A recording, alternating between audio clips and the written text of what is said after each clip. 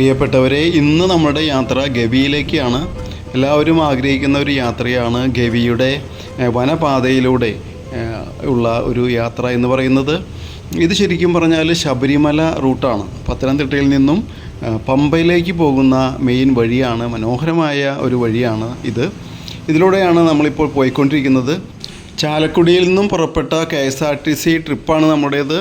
ഇത് പത്തനംതിട്ടയിൽ വന്ന് ചെറിയ വണ്ടിയിലേക്ക് 36 പേരുടെ ചെറിയ KSRTC ബസ്സിലേക്ക് ഞങ്ങളെ ഷിഫ്റ്റ് ചെയ്തു. അങ്ങനെയാണ് അവിടെ നിന്ന് ഞങ്ങൾ പോയിക്കൊണ്ടിരിക്കുന്നത്. എല്ലാവരും ചാലക്കുടിയിൽ നിന്ന് കയറിയവരാണ്.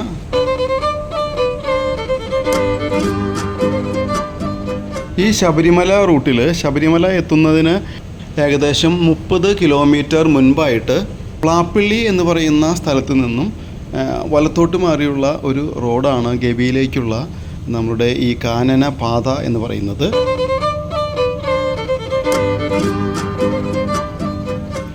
കോന്നിക്കടുത്തുള്ള അടവി എക്കോ ടൂറിസത്തിലെ ഒരു ബോട്ടിംഗ് ഒക്കെ കഴിഞ്ഞിട്ടാണ്, കൊട്ടവഞ്ചി സഞ്ചാരമൊക്കെ കഴിഞ്ഞിട്ടാണ് നമ്മൾ വണ്ടി എടുത്ത് അവിടെ നിന്ന് പോരുന്നത്. അതിൻ്റെ ഒരു വീഡിയോ ഇതിനു മുൻപ് നമ്മൾ ചെയ്തിട്ടുണ്ട്. നിങ്ങൾക്ക് ആർക്കെങ്കിലും അത് കാണാൻ താല്പര്യമുണ്ടെങ്കിൽ, വളരെ ഇൻട്രസ്റ്റിംഗ് ആയിട്ടുള്ളൊരു വീഡിയോ ആണ്.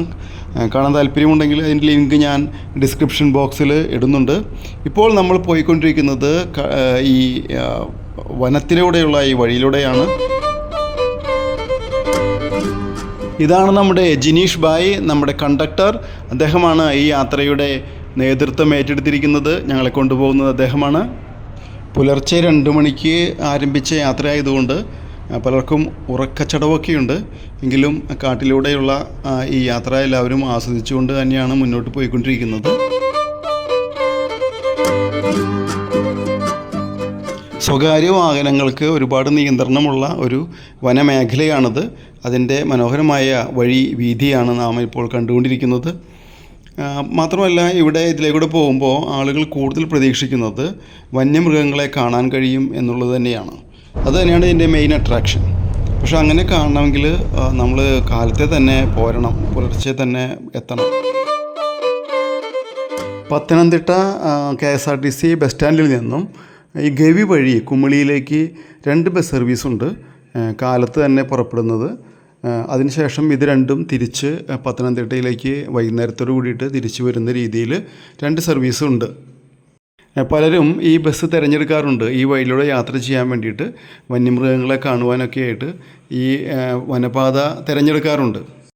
ഈ വഴിയിലുള്ള മെയിൻ കാര്യം എന്താണെന്ന് ചോദിച്ചു കഴിഞ്ഞാൽ, ഏകദേശം ഒരു 50 മീറ്റർ ഇടവിട്ട് ഇഷ്ടം പോലെ ആനപ്പിണ്ടം കാണാം. ഇവിടെ ഫ്രഷായിട്ടുള്ളതും ഉണങ്ങിയതും പഴയതുമായിട്ടുള്ളതൊക്കെ ആനപ്പിണ്ടം ഒരുപാട് കാണാം. എന്ന് പറഞ്ഞാൽ ഈ വനത്തിൻ്റെ ഈ വഴിയിൽ നിറയെ ആനസഞ്ചാരമുള്ള സ്ഥലമാണ്. ഈ വഴിയിൽ ഏകദേശം ഒരു 4 കിലോമീറ്റർ സഞ്ചരിച്ച് കഴിഞ്ഞാൽ കൊച്ചാണ്ടി ഫോറസ്റ്റ് ചെക്ക് പോസ്റ്റ് വരും. ഗവി, കക്കി, വണ്ടിപ്പെരിയാർ വരെയുള്ള റൂട്ട് മാപ്പ് നമുക്കിവിടെ കാണാം. ഈ വഴിയിൽ കാണുന്ന മറ്റൊരു കാര്യം പഴയ ജനറേറ്ററുകളാണ്. പഴയ ജനറേറ്ററുകൾ ഇവിടെ തുരുമ്പിക്കാതെ കിടക്കുകയാണ്. കാസ്റ്റ് അയൺ ആയതുകൊണ്ടാണെന്ന് പറയുന്നത്. ഇവിടുന്ന് ഷിഫ്റ്റ് ചെയ്യുന്നത് വളരെ കോസ്റ്റ്ലി ആയതുകൊണ്ട് ഇവിടെ ഉപേക്ഷിച്ചിട്ട ജനറേറ്ററുകളുടെ അവശിഷ്ടങ്ങളാണ് ഈ കാണുന്നത് മുഴുവൻ. ഇതൊക്കെ ബ്രിട്ടീഷുകാരുടെ കാലത്ത് ഉണ്ടായിരുന്നതാണെന്നാണ് അറിയാൻ കഴിഞ്ഞത്. ഇത്തരം കാഴ്ചകളൊക്കെ നമുക്കിവിടെ കാണാം കേട്ടോ.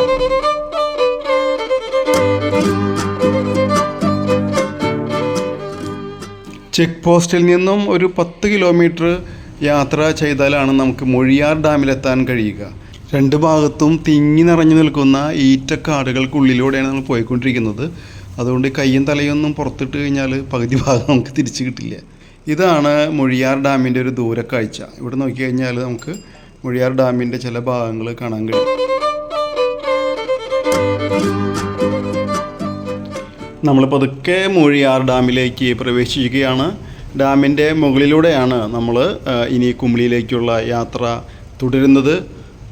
അതേ പതുക്കെ ഇങ്ങനെ ലെഫ്റ്റ് തിരിഞ്ഞ് കയറുന്നത് മൂഴിയാർ ഡാമിലേക്കാണ്.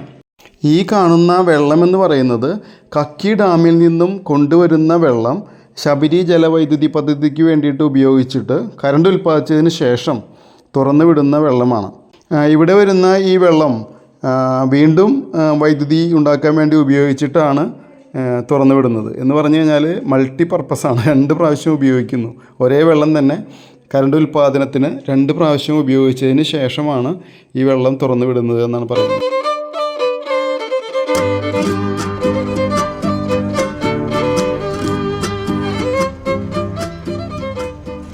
അടുത്തതായി നമ്മൾ കാണുന്നത് കക്കി ഡാമിൻ്റെ റിസർവറാണ്. അത് അതിൻ്റെ ഒരു വ്യൂ പോയിൻറ്റിൽ വണ്ടി നിർത്തി നമ്മൾ നോക്കുകയാണ്, ഇവിടെ എങ്ങനെയുണ്ടെന്ന് നോക്കുകയാണ്. കക്കി ഡാം, അതിൻ്റെ റിസർവർ കൊള്ളാമോ? ഇത് സീതർത്തോട് ഗ്രാമപഞ്ചായത്തിൽ റാന്നി വനമേഖലയിൽ പമ്പാ നദിയുടെ പോഷക നദിയായ കക്കി നദിയിൽ നിർമ്മിച്ച കക്കി ഡാമിൻ്റെ റിസർവോയറിൻ്റെ വ്യൂ പോയിൻ്റ് അതാണ് ഈ കാണുന്നത്. മനോഹരമായിട്ടില്ലേ? നല്ല വ്യൂ ആണ് കേട്ടോ. ഇവിടെ നമുക്ക് താഴത്തേക്ക് ഇങ്ങനെ കുറച്ച് ഇറങ്ങി പോയിട്ടൊക്കെ ഇങ്ങനെ വീഡിയോ എടുക്കാനായിട്ട് കഴിയും. നല്ല ഭംഗിയുള്ളൊരു സ്ഥലമാണ്. ശബരിഗിരി ജലവൈദ്യുതി പദ്ധതിയുടെ ഭാഗമായിട്ട് 1966 പണി കഴിപ്പിച്ചത്. ഇത് 67 കമ്മീഷൻ ചെയ്തു. നല്ല കിളിക്കൊഞ്ചലൊക്കെ കേൾക്കണില്ലേ? നല്ല രസമില്ലേ കേൾക്കാനായിട്ട്? അപ്പോൾ ഞങ്ങൾ ബസ്സിലേക്ക് കയറിയാണ് ഇനി ഡാമിലേക്കാണ് പോകുന്നത്. കക്കി ഡാമിൻ്റെ മുകളിലൂടെ കടന്നു പോകാൻ പോവുകയാണ്. ഈ ബസ് നിർത്തിയ സ്ഥലം നോക്കിയാൽ എന്ത് ഭംഗിയാണെന്ന് നോക്കിയാൽ. ഞാൻ പറഞ്ഞില്ല, ഇതിലെ വഴികളൊക്കെ നല്ല സുന്ദരമാണ്. ഏറ്റവും കൂടുതൽ യാത്ര തന്നെയാണ് കേട്ടോ, എപ്പോഴും യാത്ര തന്നെയാണ്. അധിക സമയം എവിടെയും സ്പെൻഡ് ചെയ്യാനില്ല, കാരണം കാടാണല്ലോ.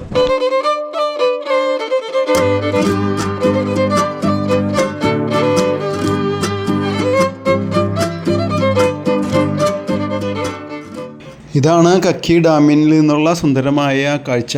കക്കി ഡാം.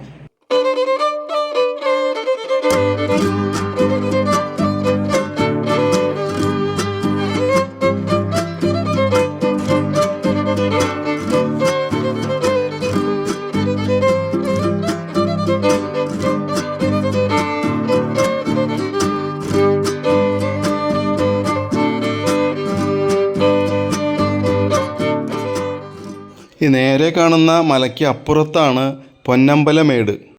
1889 മുതലാണ് ഇതിൻ്റെ പണി തുടങ്ങിയത്. 25,000 തൊഴിലാളികൾ ഇവിടെ പണിയെടുത്തിരുന്നു. അത് കാരണം അന്ന് തന്നെ ഇവിടെ ഒരു ടൗൺഷിപ്പ് നിലനിന്നിരുന്നു.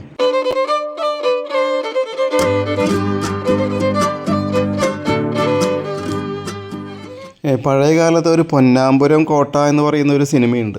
ആ സിനിമ ഷൂട്ട് ചെയ്തത് ഈ നേരെ കാണുന്ന ആ മലയിലാണ്.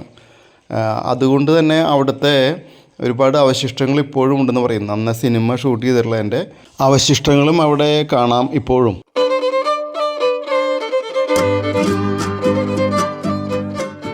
ഈ അണക്കെട്ടിൻ്റെ നിർമ്മാണത്തിന് വേണ്ടിയിട്ട് കരിങ്കല്ലെടുത്ത ഈ സ്ഥലത്തിനെ ഇപ്പോൾ പറയുന്നത് എക്കോ പോയിൻ്റ് എന്നാണ്. അതിൻ്റെ മേലെ കയറി നിന്നിട്ട് ശബ്ദം ഉണ്ടാക്കി കഴിഞ്ഞാൽ 3 മടങ്ങായിട്ട് കേൾക്കാമെന്നൊക്കെ പറയുന്നു. പിന്നെ അവിടെ നിന്ന് ഒരു ഫോറസ്റ്റ് സ്റ്റേഷൻ കഴിഞ്ഞ് വരുമ്പോഴാണ് ആനത്തോട് ഡാം കാണുന്നത്. ഇവിടെ 2018 പ്രളയത്തിൽ ഇതിൻ്റെ അറ്റത്തുള്ള 2 ഷട്ടറുണ്ട്. ആ അറ്റത്ത് കാണുന്ന 2 ഷട്ടർ തുറന്നിരുന്നു.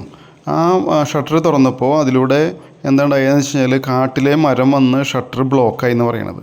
പിന്നെ അടയ്ക്കാൻ പറ്റാതായി. അങ്ങനെയാണെന്ന് പത്തനംതിട്ടയും അതുപോലെ തന്നെ ആലപ്പുഴ ജില്ലയൊക്കെ വെള്ളത്തിനടിയിലായത്. 3 ദിവസം കഴിഞ്ഞാണ് പിന്നീട് തിരുവനന്തപുരത്ത് നിന്ന് ആളുകളൊക്കെ വന്നിട്ടാണ് ആ മരം വെട്ടി മാറ്റി ശരിയാക്കിയത്. അന്നുണ്ടായ വെള്ളപ്പാച്ചിലിൽ അതിനടുത്തുള്ളൊരു മല പോലും ഒലിച്ചു പോയി എന്നാണ് പറയുന്നത്. നമുക്ക് കാണാൻ പറ്റും അവിടെ ഒരു ഭാഗം, ഒലിച്ചു പോയൊരു മലയുടെ ഭാഗം അവിടെ കാണാൻ പറ്റും. അല്ലേ, ഈ മഴ പെയ്യുമ്പോഴേ ഡാം തുറന്നു ഡാം അടച്ചു എന്നൊക്കെ നമ്മൾ പത്രത്തിൽ വായിക്കുമ്പോൾ നമ്മളിതുവരെ അറിയണ്ടല്ലേ. ഓരോരോ സംഭവവികാസങ്ങൾ ഉണ്ടാകുമ്പോഴാണ് നമ്മുടെ ജീവിതത്തിൽ ഇതൊക്കെ എത്രമാത്രം ബാധിക്കുന്നു എന്നുള്ളതൊക്കെ ഇങ്ങനെയുള്ള കാര്യങ്ങളൊക്കെ കേൾക്കുമ്പോഴാണ് നമുക്ക് മനസ്സിലാവുന്നത് തന്നെ.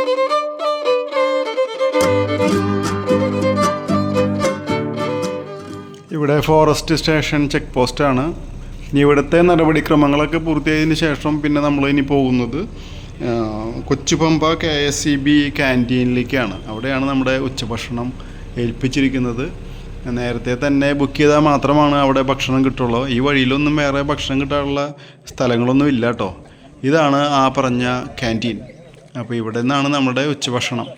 നേരത്തെ ബുക്ക് ചെയ്യാതെ വന്നു കഴിഞ്ഞാൽ മടങ്ങിപ്പോകേണ്ടി വരും. പലരും ഇവിടെ നിന്ന് ഭക്ഷണം കിട്ടാതെ മടങ്ങുന്നത് കണ്ടായിരുന്നു കേട്ടോ. ഇതിനടുത്ത് ഭക്ഷണം കഴിച്ചതിന് ശേഷം ഇതിനടുത്തൊരു പഴയ ബിൽഡിങ്ങിൻ്റെ അവശിഷ്ടങ്ങളുണ്ടായിരുന്നു. അവിടെയൊക്കെ കയറി ഒന്ന് നടന്നു കഴിഞ്ഞപ്പോൾ ഒരു സിനിമാറ്റിക് മൂഡൊക്കെ നമുക്ക് ഫീൽ ചെയ്യും കേട്ടോ. ഇവിടെ വന്നിട്ട് ചെറിയൊരു ഷൂട്ടിങ്ങൊക്കെ നടത്താവുന്ന അത്ര കാഴ്ചകളുണ്ട് ഇതിനകത്ത്. ഇതിനുള്ളിൽ ചില മരങ്ങളൊക്കെ പടർന്ന് പന്തലിച്ച് നല്ല ഭംഗിയുള്ള കാഴ്ച ഉണ്ടാക്കി വെച്ചിട്ടുണ്ട്. കണ്ടില്ലേ, ഈ ആ കരിങ്കല്ലിലെ ഭിത്തിയിലാണ് ഈ മരം ഇങ്ങനെ പടർന്ന് വേര് പടർത്തി നിൽക്കുന്നത്. നോക്കിയാൽ മറ്റൊരു മരം നോക്കിയാൽ നല്ല ഭംഗിയില്ലേ കാണാനായിട്ട്. നല്ല രസം തോന്നി കണ്ടപ്പോൾ. പലരും ഇതിൻ്റെ താഴെ നിന്ന് ഫോട്ടോ എടുക്കുന്നുണ്ടായിരുന്നു. നല്ല ഇൻട്രസ്റ്റിംഗ് ആയിട്ടുള്ളൊരു സ്ഥലം. ഉടനെ ഒരു സെൽഫി എടുത്തു, കുഴപ്പമില്ലല്ലോ.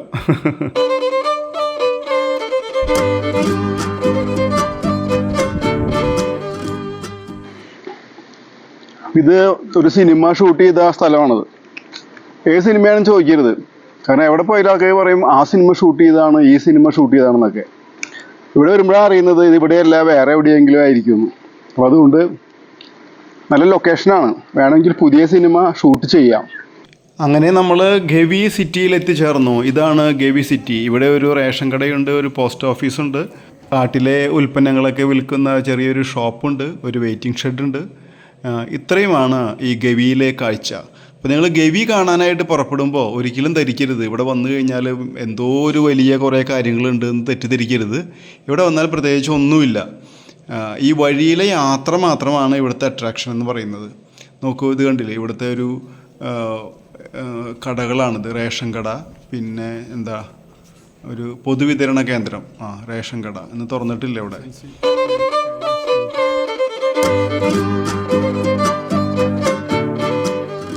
പിന്നെ നേരത്തെ പറഞ്ഞ പോലെ ഒരു പോസ്റ്റ് ഓഫീസ്, ഇതൊക്കെ തുറക്കുന്നുണ്ടോ ആവോ അറിയില്ല. തൊട്ടടുത്ത് ഒരു നീതി സ്റ്റോർ എന്ന് പറഞ്ഞിട്ടൊരു സ്റ്റോറുണ്ട്. അവിടെ നമുക്ക് ഈ കാട്ടിലെ ഉൽപ്പന്നങ്ങളൊക്കെ കിട്ടും. കാട്ടിൽ നിന്നും കിട്ടുന്ന സംഗതികളൊക്കെ, തേന്, പിന്നെ കുന്തിരിക്കം, അങ്ങനെ പിന്നെ നമ്മുടെ നാട്ടിൽ കിട്ടുന്ന സാധനങ്ങളൊക്കെ അവിടെ കിട്ടും.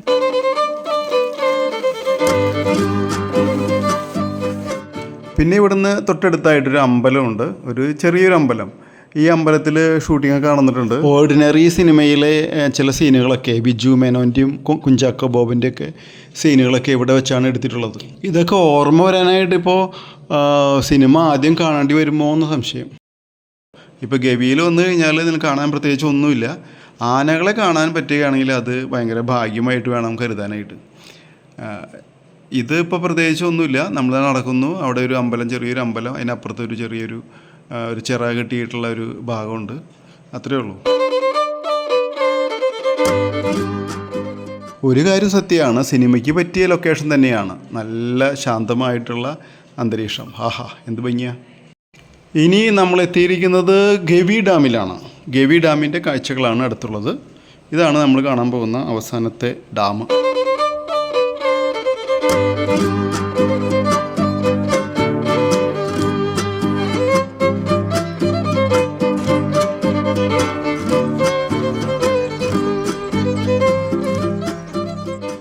നോക്കിയാൽ ഒരു വാഴ, ഇത് ഏത് ടൈപ്പ് വാഴയെന്നറിയില്ല, പക്ഷേ ഒറിജിനൽ വാഴയാണ് കേട്ടോ അത് കാണുന്നത്.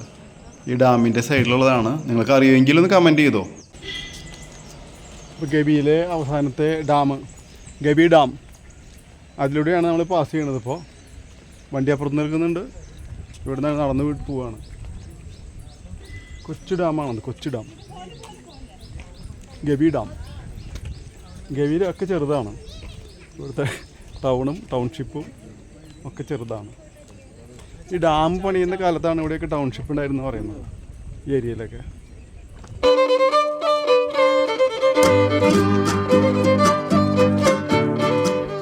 അപ്പോൾ ഇവിടുന്ന് കയറിയിട്ട് നമ്മളിനി വണ്ടിപ്പെരിയാർ ചെല്ലുന്നു. അവിടുന്ന് വീണ്ടും തിരിച്ച് യാത്ര പുറപ്പെടുകയാണ്. ഇത് നമ്മുടെ ലാസ്റ്റ് ഡെസ്റ്റിനേഷനാണ്. ഇവിടുന്ന് നമ്മൾ തിരിച്ചു പോവുകയാണ്. ഈ കാണുന്ന വഴി എന്ന് പറയുന്നത് ഇവിടുന്ന് ഒരു 4 മല അപ്പുറത്താണ് ശബരിമല എന്നാണ് പറയുന്നത്. അതുപോലെ കുറച്ചുകൂടി ഈ വഴി മുന്നോട്ട് പോയി കഴിഞ്ഞാൽ നമ്മുടെ ഓർഡിനറി എന്ന് പറയുന്ന സിനിമ ഷൂട്ട് ചെയ്തിട്ടുള്ള ആക്സിഡൻ്റൊക്കെ ഉണ്ടാകുന്ന സ്ഥലം ഇവിടെയാണ്, ഈ റോട്ടിലാണ്. ഇതൊക്കെയാണ് ഇതിൻ്റെ അട്രാക്ഷൻസ്. ഇവിടെയൊക്കെ ഷൂട്ട് ചെയ്തിട്ടുണ്ട്, അത്രയേ ഉള്ളൂ. ഈ സ്ഥലമാണ് ചെന്താമര കൊക്കെ എന്നറിയപ്പെടുന്ന സ്ഥലം. ഇവിടെ നിന്ന് 4ാമത്തെ മലയാണ് ശബരിമല.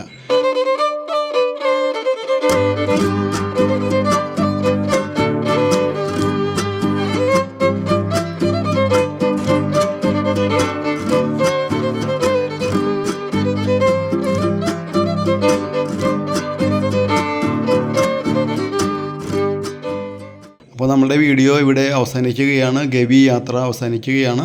എല്ലാവർക്കും ഒരു നല്ല ദിവസം നേരുന്നു. നിങ്ങളുടെ ജോബ്സ് ട്രാവൽ വ്ളോഗ്.